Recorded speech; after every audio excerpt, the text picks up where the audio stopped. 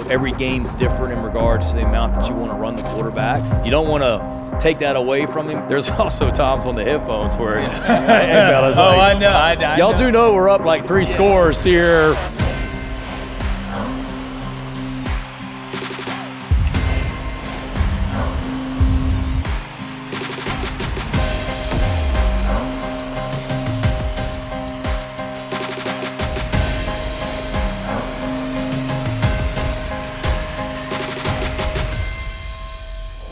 What's up, everybody? We are here at SEC Media Days 2025 in our old stomping grounds. I know the college football play. Oh, I know the smells, the sounds, all of it. Brings back some great memories. We appreciate you guys hopping in here and sharing the show and subscribing. Again, without you, there is no us.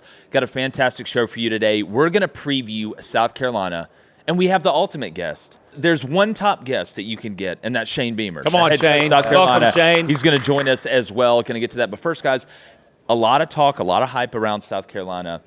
Want to get into the personnel, how we think that they're going to replace some guys on defense. But first, Blaine, I want you to go through their schedule. I got that right. Quickly, and I think people will be surprised with all the hype. The over-under win total for South Carolina and where the money is laying right now. Yeah, let's start with the schedule right now. Obviously, your first game is Virginia Tech, and that's going to be an Aflac kickoff game. Okay, yes, shout out Darby. Then you have South Carolina State at home, Vanderbilt at home.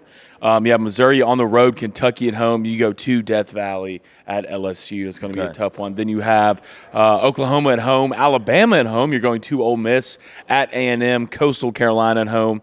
And obviously, you finish the year with Clemson at home. So it's back half heavy. It's back half heavy, and the over/under's at 7. Right now, the over/under for wins for this is crazy to me. For South Carolina, is 7.5. That is nuts. And the over is plus 110. I believe the under is going off at minus 120, 130. Well, to me, and again, Lenore Sellers is going to get a lot of the talk. Yeah. I understand that. Dylan Stewart, we did our top 25 SEC player ranking draft thing that we put out yesterday. They had 3 on there. Jalen Kilgore as well. Jalen Kilgore as well. So they're going to get a lot of the talk. But what I have to see from South Carolina, and even taking the quarterback out of it, is the line of scrimmage on both sides of the ball. Because that's been the difference. Remember, when Shane and them were struggling, the knock was, well, we brought in all these group of 5 transfers on the offensive line, and it really didn't work out. Well, last year, not that the offensive line was amazing. They actually gave up the same amount of sacks as they did in 2023, but they were better. Now, a little bit of that was Lenoris, right, kind of growing up, and some of the new pieces they had. But, David, on the defensive side of the ball, you lose 3 of your 4 defensive linemen that were starters. You lose both your linebackers. Kennard was a Nagurski Trophy winner. We mentioned Kilgore's coming back, right? Dylan Stewart, obviously, but a unit that finished, I think, 4th overall in total defense in the SEC. That's what's going to determine how far South Carolina goes. No doubt. And I know that Shane Beamer hit the portal, and that's some of the things that I want to talk to him about to sort of replenish those positions. But you guys know as well as anyone in this league, you got to play defense consistently week in and week out. That's what you can rely on when you have road games at Texas A&M and road games at LSU. I think what's fascinating about this schedule, we were talking about it a little bit this morning, is it's not out of the realm of possibility. South Carolina could start 5-0. And still finish 6-6, really. But a couple more interesting things here. Let's say they start 5-0 there, that opening stretch. They do get a bye week before you go on the road to LSU. Then obviously it's LSU on the road, Oklahoma at home, Alabama at home, and then on the road at Ole Miss, and then another bye week before you go on the road to Texas A&M. Yeah, and again, with Virginia Tech and then Clemson, you feel like you should beat Virginia Tech, but, you could lose both those games and still win the SEC and get that, automatic bid in the playoff or be 10-2. But that back half with the replacements on the front 7, Blaine, like I mentioned, and the South Carolina fans, if you're a South Carolina fan at this point, you're having to replace a lot, but you're banging on the door to finally take that next step. I mean, you were banging on the door last year. Well, you were, but I think it was a little bit with more a new out of quarterback. last year. Now it's like, okay, they haven't done it before. South Carolina, it's not like you're a team like Clemson where you've won national championships and this, that, and the other. I know that'll piss some South Carolina fans off, but you did lose that SEC championship game to Auburn when you were in it, and you haven't made the college football playoff. You haven't won a national championship in a really, really long time. So if you're a South Carolina fan, I mean, you got to feel like this is a year where we take that. Let me ask you this: does South Carolina make the playoffs this year with the same record? 9-3? No, not with that schedule. I think there's going to be other 9-3s, to be honest. Again, you look at a South Carolina with that schedule, and then a 9-3 team, and then if Oklahoma goes 9-3 with their schedule, you'd feel like Oklahoma who or won that Florida. head-to-head? Yeah. I mean, that was Who the won thing with them head-to-head. last year. You were behind the 9-3 Ole Miss and Alabama because of the head-to-head games, Yeah. right? But to me, it feels like, look, I don't know if South Carolina is going to be elite at every single position on the football field. It's hard to do that, especially in the NIL era. Mm-hmm. My mind just keeps going to, like, what kind of difference maker is Lenore Sellers going to be this year? Obviously, that entails that he needs to stay healthy for the entire season. That's pretty much the case for every player we're ever going to talk about. But are we talking about, like, a Cam Newton type difference maker or Johnny Manziel type difference maker when you are down by 6 and you're on the road and Garrett Nussmeier just led a go-ahead touchdown drive for LSU and you have 90 seconds left? Is Lenore Sellers going to put the game in his hands, and at the end of that it says South Carolina won that game? I trust Lenore Sellers with the game in his Well, he's done it. Yeah, Remember I trust. Clemson last But year? when it comes to South Carolina, where's the problem been? The big problem, it had been defense, it had been skill positions. Up front on the offensive line, they've been atrocious. Yeah. They have been atrocious, and thank goodness you have Lenore Sellers at quarterback. Because if there's just a one type of guy back there, not a dual threat quarterback, you'd have to be picking up limb from limb. I mean, you've given up pressures almost 40% of the time. That was a Spencer Rattler. You've had good quarterbacks. Spencer Rattler, Lenore Sellers. You lose 3 starters on the offensive line this year. You have a young tackle who I thought played. No, Josiah played Thompson pretty can play. well last year, Like, and he he's can play. only And going to get Henry, better. Case and Henry it's only going to get better. But right now, South Carolina has probably, you could say, the 3 freakiest guys on their roster. I mean, Superman. Nobody would know that better than you. Superman came out July. I know Superman came out July 11th, but I mean South Carolina doesn't play till the 31st of August. So that's when Lenore Sellers steps on the field. And look, Lenore's as good as he is. I think he throws one of the best deep balls in the country. I think he's one of the toughest quarterbacks to tackle in the country. What Lenore's has to get better is, 1, not turning the ball over. 2, living in the intermediate game of college football. Right, accuracy, getting through your reads, being on time, and you switch from that. You have Nick Harbor, who might be the freakiest guy in college football. He is 6'5". And they have Dylan Stewart on the same team, and he 220 pounds, and legitimately he's an Olympic sprinter. Yeah. Like, he is a giraffe that can fly. But what he needs to get better at is, 1, route running in general. Better feel as a receiver, and he's coming into his own. He's going to be a junior this year. Better hands. If these 3 guys can get going, in Lenore Sellers, Nick Harbor, and Dylan on the edge, they legitimately won. I think Dylan, at the end of this conversation, could be a first-round pick. Well, a first pick overall. At the highest level of elite talent, they have as many guys as basically anybody in the country. When you talk about Lenoris and you talk about Dylan and you talk about Nick Harbor, it's just them coming into their own. And how big is the gap between those elite at the top for South Carolina, and does it fall off to where you got a bunch of average players around you? I don't think Mazio Bennett is average. I think he's going to. No, I think Michael Smith's a phenomenal player. And we'll see, because their tight end was their leading pass catcher last year. But with Lenoris, okay, let's play the game of how elite can he be? How many wins is just having Lenoris Sellers worth? Are those games where, maybe you're not playing great, but he makes that huge play where he breaks 3 tackles in the backfield and takes off and runs for 40 yards? I think he has that ability. But the scariest part about defending Lenoris Sellers is that he's an actual quarterback. He's not just some huge-ass dude that they put at quarterback because he's the best athlete on the team. He is a natural passer of the ball. He is not a thrower of the ball. He is a passer. He can throw the changeup. He can throw the fastball. He can manipulate his arm. He can throw off platform, lollipop screen. He can punch the dig in there. So he's not like a one-trick pony, and it's a hell of a trick. It's not a guy that just throws good enough where you got to respect it. I think he can sit in the pocket and beat you. But David, as a former quarterback, and this is expected out of a young guy, he was a little slow at times reading things last year. And if he takes that next step, he has got all the tools. The dude could start a Home Depot franchise in his neighborhood if he wanted to. He's got so many tools. If he puts it together with Faison coming in at running back from Utah State, who I like, 1,000-yard like the man's a problem. Like, you tell me how you want to kill me. Big thanks to Bearskin for sponsoring today's show. They sent us their Heavy Storm rain jacket and hoodie combo. And after testing it out in Ireland, where it rained sideways and all day, I can confidently say this is the best 3-in-1 rain jacket that we have ever owned. It folds into its own stash pocket as well, takes up almost no space in your backpack or pocket, and it's a total game changer in heavy or light rain. This thing is fully waterproof, That's because it's got fully taped seams, silicone-sealed zips, adjustable cuffs, and the hood is designed to not allow any water near your face. And it's not just any old jacket either. It also has 5 waterproof pockets. That's 4 more than you got. So all your gear stays dry. Whether you're hiking, fishing, biking, or getting caught in a storm on your morning commute, this is that one crucial rain jacket that you need. And here's the best part. It actually zips into the bearskin hoodie. All right, it's like a transformer, turning both into 3-in-1 all-weather system. So your fleece stays warm and dry underneath. You stay comfortable and dry on the outside as well. We love them. And the best part is when you order your bearskin rain jacket, you'll get fast delivery and free shipping from within the United States. To get yours for 60% off, that's right, you just text Crain, that's C-R-A-I-N, to 36912. Even if you're busy right now, I don't care. Text Crain to 36912 and they'll send you a link so you can lock in your discount for later. So if you go outdoors, rain or shine, text CRAIN to 36912 and get 60% off the best rain jacket on the market. Well, let's just talk about what we've seen him do and the reasons that we're talking about him so much. His ability to break tackles and extend plays and then take off for 70 yards and score a touchdown with his legs. Not many people around the country can do that. It's incredible to watch, and he won some football games for him last year, just like you're talking about. I think in 2025, you're going to see him break those same tackles and extend plays, but then find guys downfield with his arm,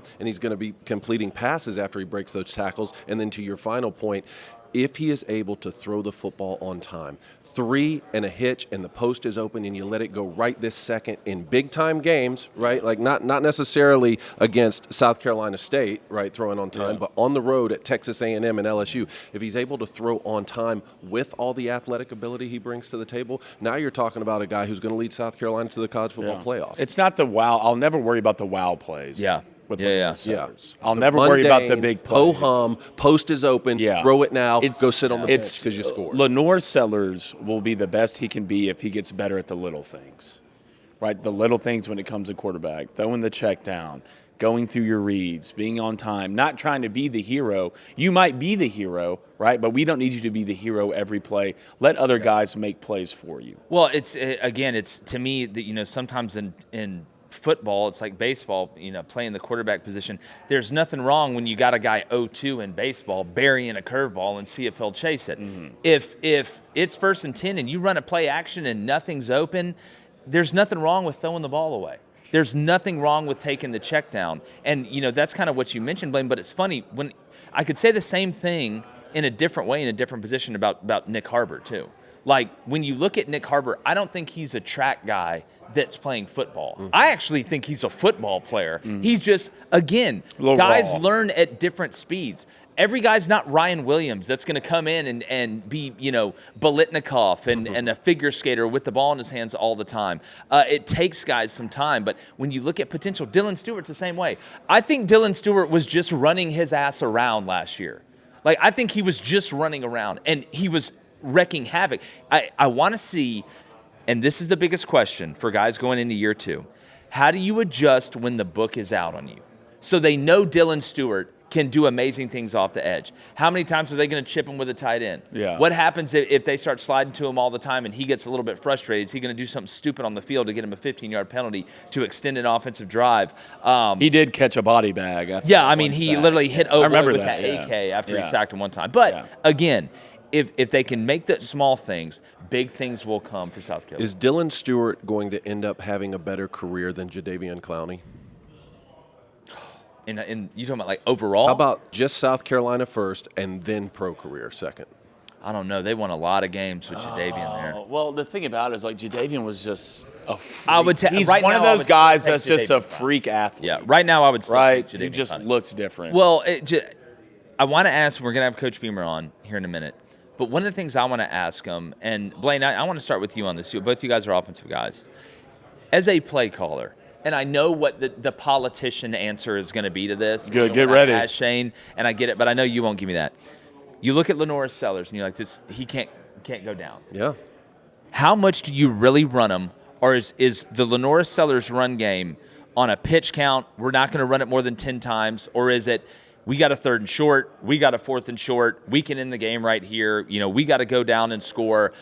He's got to go put his head down like we used to see Cam Newton do and get that extra yard. How much are you running him early in the year, too? I'm running him as the opportunities come. If they give me the ability to let him run if the box matches up and something like that, I'm just not going to hold Lenore Sellers back. I'm not. I'm a head coach of South Carolina. We haven't won anything meaningful when I can't tell you when, to be honest. Lenore Sellers our guy. I'm not going to walk into a football game saying, hey, we got to be careful with our quarterback. We're not going to let him get hurt. I'm letting my dogs hunt. You know, guys, using the internet without a VPN is basically like carrying your phone around with no case. Yeah. Which is stupid. So dumb. And it'll probably be fine most of the time, but one bad drop, and you're looking at a cracked screen. Like Blaine's is, like every 2 weeks. Wishing you'd gotten that protection when you had the chance. Just like every time you hop on public Wi-Fi, your data is basically sitting there unprotected. Yeah. Anyone else on that same network can swoop in and grab your passwords, banking info, credit card details, the whole 9 yards. And here's the scary part. It doesn't take some genius hacker to pull this off. A kid with a laptop and some basic tools from Amazon can do it. Your personal info is worth serious money, too. Hackers can make up to $1,000 per person selling it on the dark web. $1,000? If you did that every day for a year, you'd have $365,000. I barely know how to turn the phone on. I forgot how many days there were in a year for a second. How'd you add that up? ExpressVPN fixes this by creating an encrypted tunnel between your device and the internet. So even if someone's watching, they can't see what you're doing. Now, we've used it. It keeps us protected, makes me feel safe. It's like the life insurance of technology. Plus, it's incredibly easy to use. Just open up the app, hit one button, and you're going to get protected. Plus, it works on all your devices. So whether you're on your phone, laptop, or tablet, you can stay secure wherever you go. So secure your online data today by visiting expressvpn.com/booster. That's expressvpn.com/booster to find out how you can get up to 4 extra months of protection for absolutely free. expressvpn.com/booster. Get your security up. Yeah, well, there's a balance between, and we always hear this on the defensive side of the ball, don't take his stinger away, right? With targeting, hey, you know, we don't want you to go in there head first crazy, but we still want you to go in there crazy. You know, like because you don't want to get to the point where, and I think this happened to Jalen Milroe, is that, well, I'm going to prove to everybody that I can throw it, that I'm a really good passer. They always talk about my running ability. No, I'm going to prove it to you. But as a play caller, David, like, yeah, you want to run him. Yeah, it's a weapon. But you can't go running him 15 times a game in this league. He's not going to make it. Look, if it's me, I'm not playing Lenore Sellers until like week 9. You know, Probably we're smart. try and win those games. Probably Just smart. stay healthy Probably for the smart. back half of the season. No, it's not about, it's 3rd and 1 or 4th and 1 late in the game against LSU. What are we going to do? Lenore Sellers is your guy. Yeah. It's we're up by 14 at the beginning of the 4th against Vanderbilt. Are we calling zone reads right now? Yeah. Those conversations are being had. Now, Shane Beamer can come on here and he can give the political. He will. Shane's smart. Those conversations are being had, and they should be had. I mean, you guys were having those conversations as coaches, right? Yeah. Well, yeah, it's the most efficient way. How can we be the most effective and the most efficient? How can we play the way we're supposed to play and then not look like Humpty Dumpty when his goofy ass fell off that wall by the time we get to if I'm getting in a gunfight, I want all of my I want my clip The loaded. next fight you I want my clip. Look, I get it. If we're up 28 in the 14, trust me, Lenore Sellers is in the box somewhere with a headset on, talking 14 about. though? Well, again, 14 that's against not that's not enough for me. I mean, in the fourth quarter, we're up 17 against Kentucky halfway through the 3rd. That's Like, what I'm am I gonna all right? Here comes Power Reed, Lenoris. Go show him. Yeah, buddy. it's not enough. Yeah. It's not enough. Only 17. 17. That's not That's enough. what we're In the saying. 3rd. He's See, still on the you got field. that. You got But that are you college running? football That's what video I'm saying. Are game you running mindset. power read? in that Yes, scene? I am. Okay. I am. All right, we'll see. I am. We'll see. All right, Coach Shane Beamer is going to join us. Let's talk to the coach about it. As promised, we are with the head man of the South Carolina Gamecocks, Coach Shane Beamer. Coach Beam, welcome. How's it going? Awesome. Great to be here with you guys. Appreciate you having me on. Where I want to start, I know you're probably going to get asked about Lenoris a ton today, but I want to start where it matters the most, on the line of scrimmage. Yeah. That's where, when I've watched this evolution of you at South Carolina, it seems like that has been the biggest difference maker, along with the talented players, Yeah. you know, Nick and Lenoris and those guys. But can you talk about where you feel like you guys are at on the line of scrimmage right now to be able to take that next step, get in the playoff, and win a national championship? Yeah, you guys know this. This is a line of scrimmage league 100%. in the SEC, so you better be good on the lines of scrimmage. And it's been a point of emphasis for us defensively and offensively. And like where we are specifically, to the offensive line, we've recruited well there. And we've done well with some transfers that we've brought in that have played for us. But then we've recruited well. I mean, the last 2 seasons, we've started 3 true freshmen on the offensive line, and Josiah Thompson, Trevon Ball, and Tree Babalede. So we've recruited well. Those guys continue to gain in experience and maturity, and will be even better in 25 than what they've been in the past. And then we've got to continue to add depth as well. But like where we are, and I feel like we have athleticism, leadership, experience, toughness, all those things that you want on your line. Well, too, obviously, you're a big culture guy, and getting the team to have an identity. How, as somebody who was in it before we had the transfer portal kind of craziness that we have now, how much harder is it to build that culture and sustain that culture when you're not only worried about bringing in new guys that hopefully acclimate to the culture, but retention, which you guys don't seem to have a problem with? It seems like guys are pretty happy. Knock on wood. It's hard. There's no question about it. Like literally every season is brand new. Yeah. And you don't have time. You do in some ways. I mean, we've got guys here with me today. Lenore Sellers, this will be year 3 in the program. Nick Barrett, this will be year 5 for him in the program. DQ Smith, year 4. But so much of your roster, I mean, at least a third of every team's roster every year is brand new because of the transfer portal and guys coming in. So you've really got to be probably more intentional than ever when it comes to building culture. And there's a short window to do it. The team comes back in January, and you're staring at all these new faces in the team meeting room more so than any other year. And then you've got from January until the season kicks off at the end of August to build a team, basically. And it's a challenge, but it starts with just bringing the right people into your program, whether it be high school recruits, whether it be portal guys that want to be at South Carolina. They want to be there for the right reasons. I get it, there's a financial aspect at play now more than ever, but that can't be the only reason. And then just guys that they go to a school. And then again, just guys that want to be there and are grateful to be there. Yeah. And then once they get there, we just try and be honest and transparent with them and have them see that this is the place they chose in recruiting and not a different place that because they drank the Kool-Aid and they went somewhere and it wasn't what they thought it was going to be. Well, we always say what gets 4th and 1 isn't the play call, it's the culture. No question. No doubt. Coach, when we talk about Lenore Sellers, it's hard not to bring up comparisons like Cam Newton because of the size and the playmaking ability. You've been around some of the best to ever play the position. How good is Lenore Sellers right now, and how great can he be? Yeah, I think if you look back at him last season, to me, there wasn't a quarterback that was doing more for his team and playing better than he was that last half of the season. But it's exciting to think about because, last year was his first year as a starting quarterback in college football, and he's still young. This is only his 3rd year of college.